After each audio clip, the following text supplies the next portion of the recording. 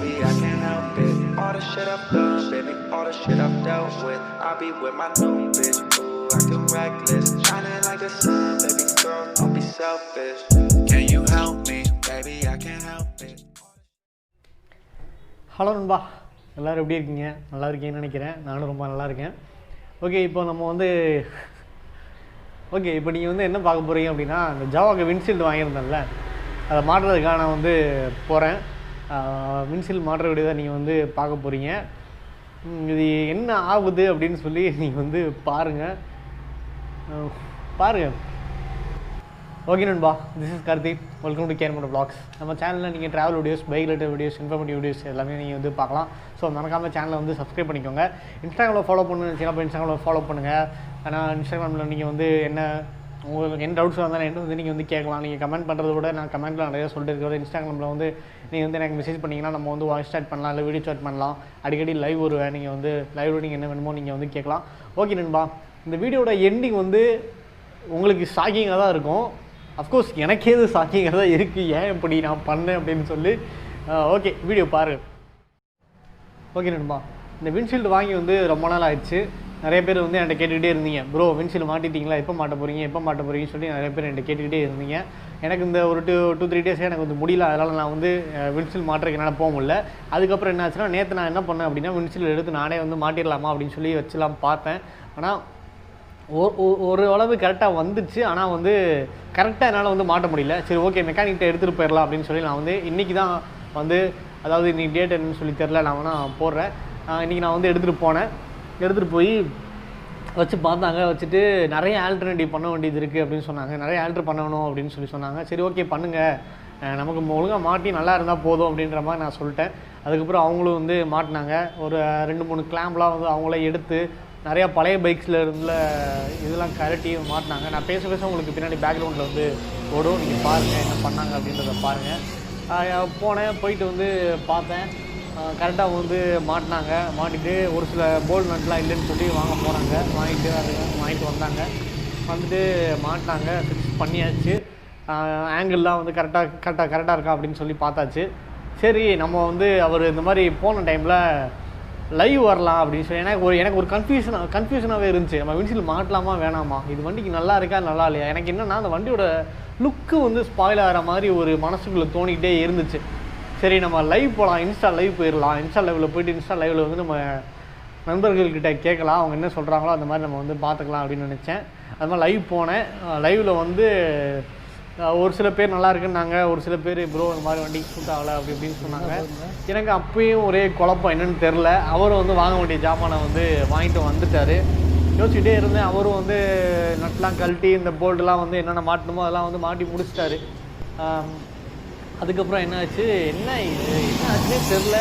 திடீர்னு வண்டி ரொம்ப நேரமாக பார்த்துக்கிட்டே இருந்துட்டு ஆனால் வேணாம் எல்லாத்தையும் கழட்டிடுங்க அப்படின்ட்டு அவருடைய ஸ்டாக் ஆகிட்டு இப்படியே பார்க்குறாரு. என்ன தம்பி இவ்வளோ கஷ்டப்பட்டு இப்படி பண்ணால், கிட்டத்தட்ட ஒரு 1 ஹவருக்கு மேலே அவர் வந்து கஷ்டப்பட்டாருங்க, உண்மையிலேயே சொல்லலாம். ஏன்னா நான் காட்டுறேன். ஏன்னா இங்கேருந்து மாட்டினா இந்த இடம் இடிக்குது, இங்கே கேப் இருக்குது, இந்த சைடு கேப் இல்லைங்களே, இந்த ஸ்பீடோமீட்டர் வந்து இங்கே இருக்குல்ல, அதனால் இந்த கர்வ் வந்து இந்த இடத்துல கரெக்டாக வந்து செட் ஆகிடுது. இது இருக்கிறதுனால இந்த இடத்துல கரெக்டாக உட்கார மாட்டேங்குது.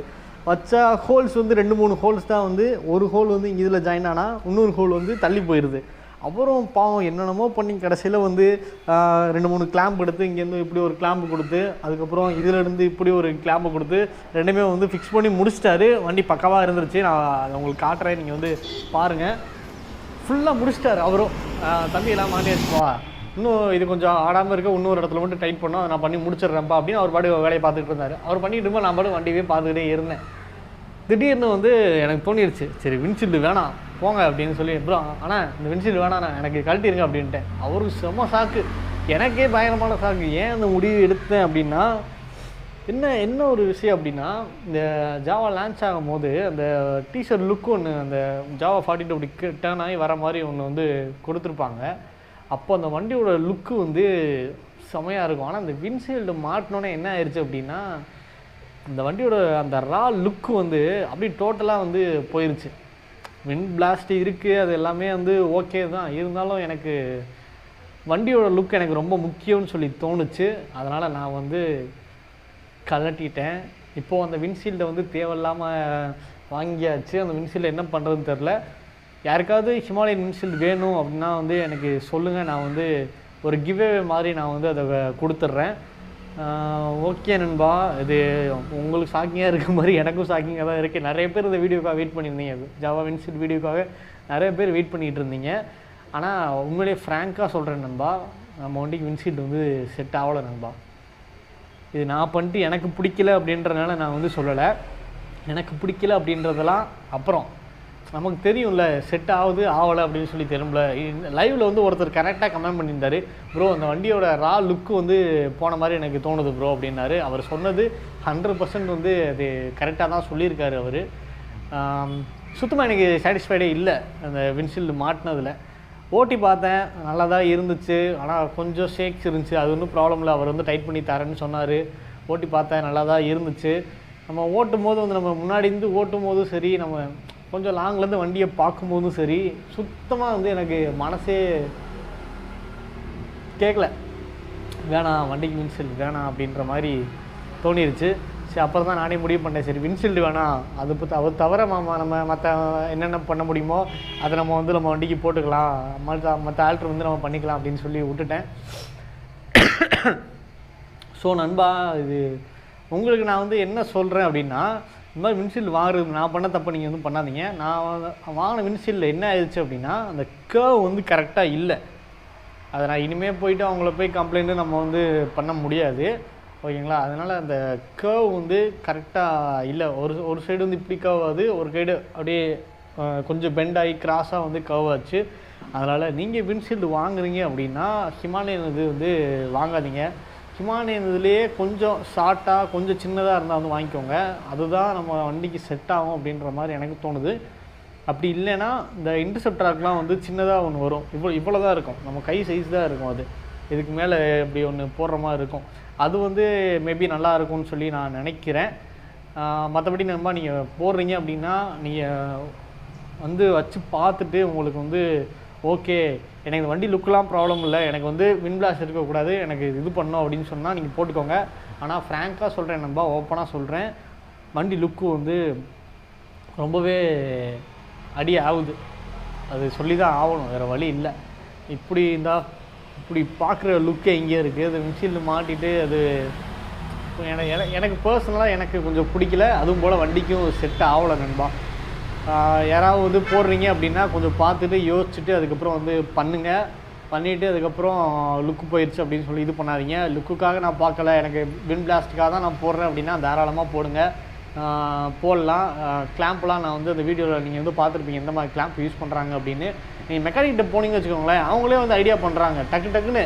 ஏன்னா அவங்க நிறைய இடத்துல அவங்க பார்த்துருப்பாங்கல்ல, ஆல்ட்ரு பண்ணியிருப்பாங்கல்ல, அதனால் அவங்களுக்கு இது ஈஸியாக தோணிடுது அவங்களுக்கு. இது வந்து செட் ஆகாது, அந்த கிளாம்ப் எடு இந்த கிளாம்ப் எடு அப்படின்னாரு.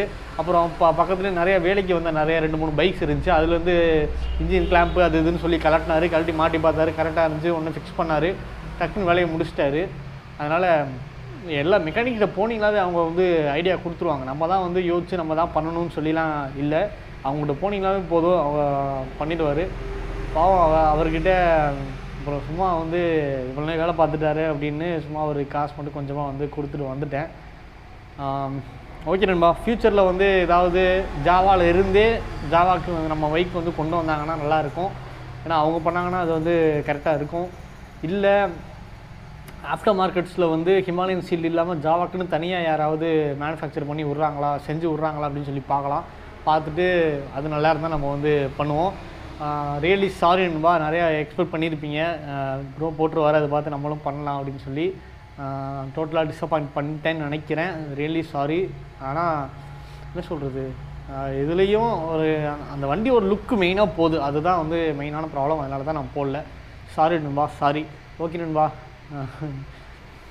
இதோட இந்த வீடியோ நான் வந்து எண்ட் பண்ணிக்கிறேன். இது உங்களை டிஸப்பாயின்மெண்ட் பண்ணுற ஒரு வீடியோ ஆயிடுச்சு. Really sorry. see you in the next video நண்பா. அடுத்த வீடியோவில் வந்து பார்க்கலாம். ரெகுலராக வீடியோஸ் போட வந்து ட்ரை பண்ணுறேன்.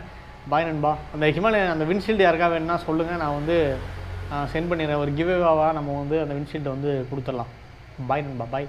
நீங்கள் இல்லை உங்கள் ஃப்ரெண்ட்ஸ் யார் வேணால் வந்தால் சொல்லுங்கள், நம்ம வந்து கொடுத்துடலாம்.